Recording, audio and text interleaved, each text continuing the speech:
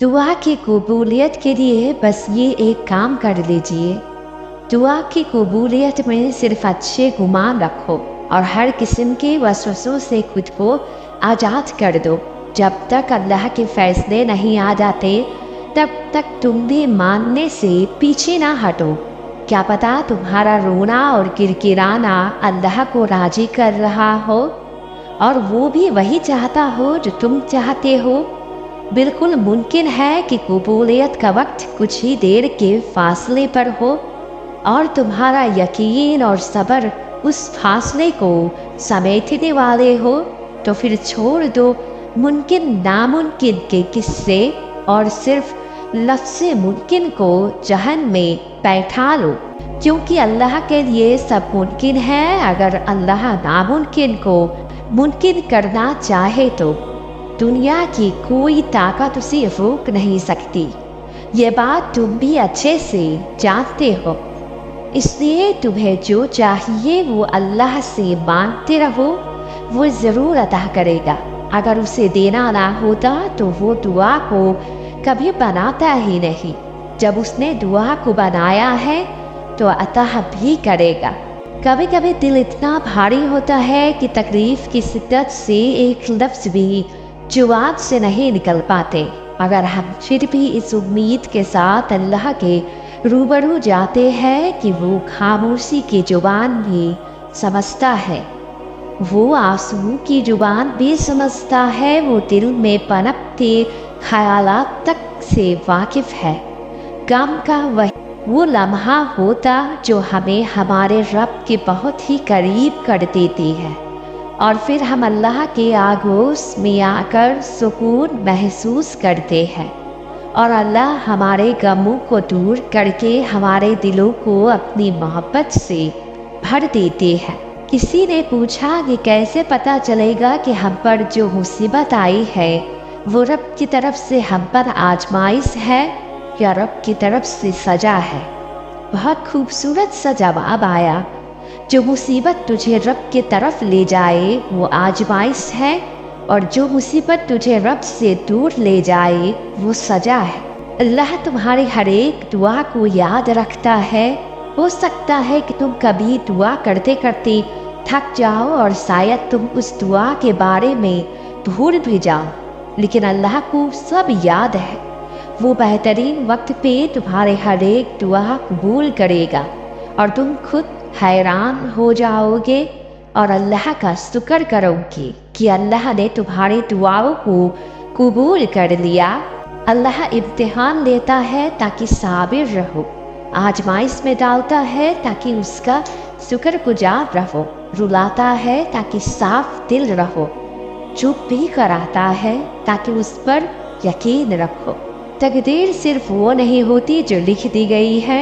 अल्लाह ने इंसान को एक इख्तियार दिया है, कोशिश, और कोशिश कैसे कर दी है? दुआ के जरिए से। तकदीर का एक हिस्सा कोशिश के साथ जुड़ा है, दुआ के साथ जुड़ा है। कोशिश करने से, दुआएं करने से तकदीर का लिखा भी बदल जाता है। जो नामुमकिन लगता है वो भी मुमकिन हो जाता है। उदास हो, टूट गए हो, ऐसा लग रहा है जैसे तुम अकेले रह गए हो, तो फिर इस आयत को महसूस करो और अल्लाह के सिवा ना कोई तुम्हारा दोस्त है और ना ही कोई मददगार। सूरह बकरा। वो रब जो दो जहानों का बादशाह है वो तुमसे कह रहा है, मेरे दोस्त बन जाओ, मैं तुम्हारा दोस्त हूँ।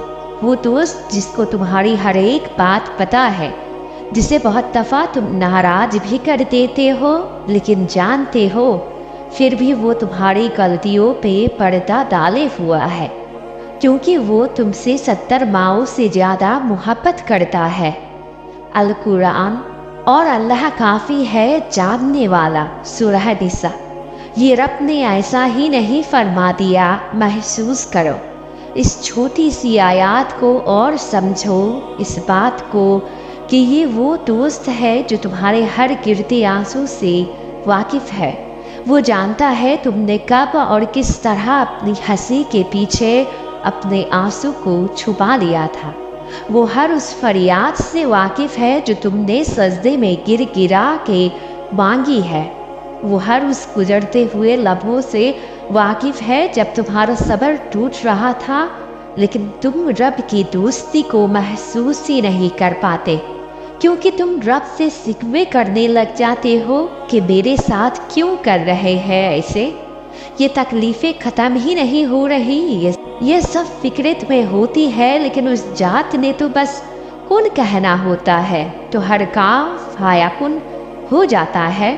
درد کا وہ آخری مقام جب تم ٹوٹ کر گرجوا میں بکھر جاتے ہو، جب جائے نماز بچھا کر اللہ کے روبرو کھڑے ہوتے ہو، جب زبان لفظوں کے تکلیف سے بالکل خالی ہو جاتی ہے، جب دل اتنا تھک جاتا ہے کہ سانس لینے کی بھی ہمت نہیں رہتی، جب تم اپنی دنیا کو اپنی آنکھوں کے سامنے ختم ہوتے ہوئے دیکھتے ہو اور اذیت کی اس انتہا کو پہنچ کر سستے میں گر جاتے ہو اور ایک ہی نام پکارتے ہو، یا اللہ۔ یہ وہ لمحہ ہوتا ہے جب تمہارے اور اللہ کے درمیان ہر فاصلہ ختم ہو جاتا ہے۔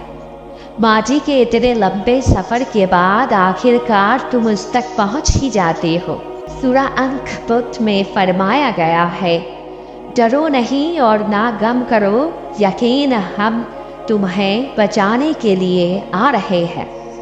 تب تمہاری ملاقات ہوتی ہے تنہائی سے، جہاں تم اور تمہارا رب ہوتا ہے۔ وہ تمہیں سمجھاتا ہے کہ ماضی سے نکلنا تمہارے لیے اس لیے مشکل ہو رہا ہے کیونکہ تم آگے بڑھنے سے ڈرتے ہو، کیونکہ تم تکلیف میں ہو۔ تمہیں ایسا لگ رہا ہوتا ہے کہ اگر بھولنے کی کوشش کی تو مر جاؤ گے، یہ زندگی کا مقصد ختم ہو جائے گا۔ جانتے ہو ایسا کیوں محسوس ہوتا ہے؟ کیونکہ تم اس حاصل کی امید لگا کے بیٹھے ہو جہاں سے تمہیں تکلیف کے سوا کچھ نہیں ملا ہوتا۔ تکلیف پہنچانے والے کو کیا خبر کہ تم گر کے کتنی دیر پھر سمجھ ہی نہ سکے، اس کو علم ہی نہیں ہے کہ وہ کتنا گہرا زخم دے دیا ہے۔ یہ تو تم ہی جانتے ہو کہ کتنا وقت لگتا ہے خود کو کھو کے ڈھونڈنے میں، خود سے لڑتے رہتے ہو، زخموں کو کریدتے رہتے ہو، حقیقت کو تسلیم نہیں کرتے اور خود کے ہی دشمن بنے پھر رہے ہو۔ تکلیف تب ختم ہو جاتی ہے جب تم ان چیزوں کو ان کے حال پہ چھوڑنا سیکھ جاتے ہو۔ سورہ انفال میں فرمایا گیا ہے، اور اللہ بہترین منصوبہ ساز ہے۔ معاملات کو اللہ کے سپرد کرنا سیکھ جاتے ہو، ایسے نہیں کہ اللہ کو سب سونپ دینے کے بعد بھی اداس رہو۔ اپنے معاملات ایسے یقین سے سونپ دو کہ پھر اس پر مطمئن ہو جاؤ کہ وہ یا تو اسے ہی بہتر بنا دے گا یا اس سے بھی بہتر عطا کرے گا۔ یقین کرو وقت کے ساتھ ساتھ ہر ایک حقیقت نظر آ جاتی ہے، پھر کن کا سلسلہ چلتا ہے، یا تو وہ صبر دے کے کہانی مکمل کر دیتا ہے یا پھر معجزہ کر کے کہانی ہی پلٹ دیتا ہے، اور اس طرح تم آدھے ہو کر بھی مکمل ہو جاتے ہو۔ یہ سارا سفر وہ رب جانتا ہے اور اس کا جاننا ہی کافی ہے۔ یہ سفر بہت لمبا ہوتا ہے، ایک رات میں یا ایک دن میں کوئی بھی یقین، صبر یا انتظار کرنا نہیں سیکھ جاتا۔ ابھی تم جس بھی مرحلے میں ہو پیچھے مت ہٹنا، اس رب سے اپنا تعلق مضبوط کرتے رہنا، کیونکہ تمہارے سارے کام اس رب کے کن سے ہو گے، تو بہتر ہے اس رب کو دوست بنا لیا جائے۔